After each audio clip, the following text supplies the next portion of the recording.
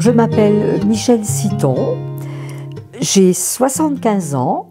Lorsque j'étais adolescente, je faisais partie du MRJC. J'avais des grandes responsabilités au MRJC. Je faisais déjà des retraites. Et à l'époque, je m'étais posé la question, je voulais être religieuse. Et j'avais rencontré l'abbé Mailleur, qui était notre aumônier, à qui j'avais dit mon désir et qui m'avait posé 2 questions. Je te demande simplement ça. Est-ce que tu es d'un tempérament tendre ? Est-ce que tu as besoin qu'on te fasse des bisous, m'avait-il dit. Et je lui ai dit, oh oui, oui, oui, oui. Le confinement ne réussit pas à ce point de vue-là. Hein. Et puis, il me disait, et est-ce que tu aimerais avoir des enfants ? Est-ce que tu as déjà pensé avoir des enfants ? Et je lui ai répondu, mais oui, parce que quand j'étais une petite fille, je priais pour avoir 3 petites filles. Alors il m'a dit, bon ben écoute, tu ne pourras pas être religieuse. Après j'ai rencontré mon mari, on a eu une très belle vie pendant 35 ans, j'ai eu mes 3 garçons et mon mari est décédé d'un cancer. Bien avant le décès de mon mari, une dame était venue voir ma maman, qui avait à l'époque perdu mon papa, et lui proposait de rentrer à Espérance et Vie. Mais elle disait qu'elle faisait partie d'une fraternité de veuves consacrées. Et quand mon mari est décédé, très peu de temps après, je la connaissais assez bien, la personne, mais je ne connaissais pas bien son engagement. Et donc, je lui ai dit, tu peux m'expliquer ce que tu vis à la fraternité ? Et elle me dit, oui, oui, mais elle me dit, il y a mieux que ça. Alors, c'est un peu tôt maintenant, tu es veuve seulement depuis 2 mois, c'est trop tôt pour entrer, il faut que tu fasses ton deuil. Mais dès le mois de janvier, on t'invitera, puis tu viendras à la fraternité Notre-Dame de la Résurrection.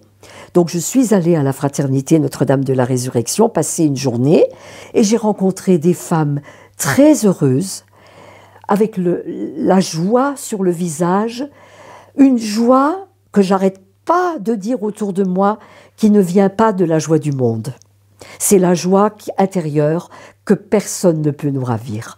Donc j'ai cheminé pendant 7 ans, et puis arrive l'engagement en fraternité, que j'ai fait le 20 juillet 2007 à Bruxelles, dans une maison de charité.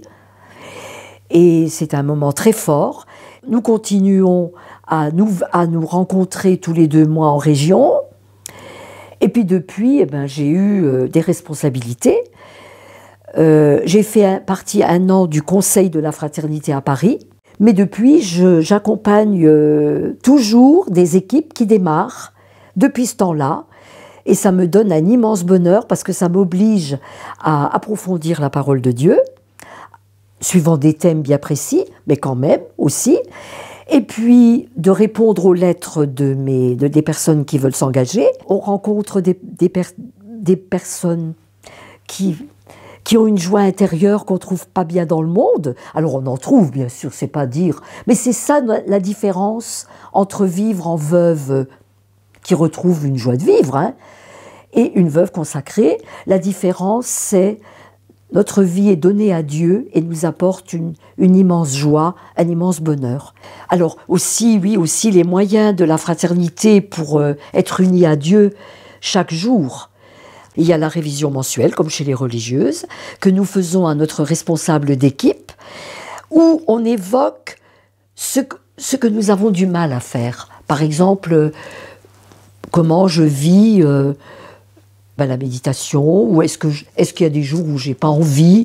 Alors, c'est plutôt, si on fait ça, c'est pas une confession du tout, c'est plutôt notre responsable qui va nous aider à retrouver le chemin du Seigneur, quoi. Alors, il y a quand même un fil conducteur, c'est bien évidemment assister à l'Eucharistie autant qu'on peut, participer, faire oraison tous les jours, la méditation de la parole de Dieu, avant l'oraison. En général, l'oraison d'une demi-heure se fait à partir de la lecture de la parole de Dieu. Je rends grâce aussi de retrouver le Seigneur pour pouvoir tous les matins vivre ce temps de prière parce que c'est quelque chose ça m'habite complètement.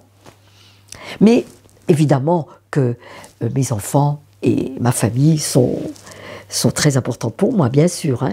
D'ailleurs pour toute en fraternité. très heureuse d'être veuve consacrée. Alors c'est difficile de dire à quelqu'un qui ne l'est pas ce que ça apporte dans le monde, hein, parce que qu'est-ce qu'il y a comme différence pour toi? C'est la joie intérieure.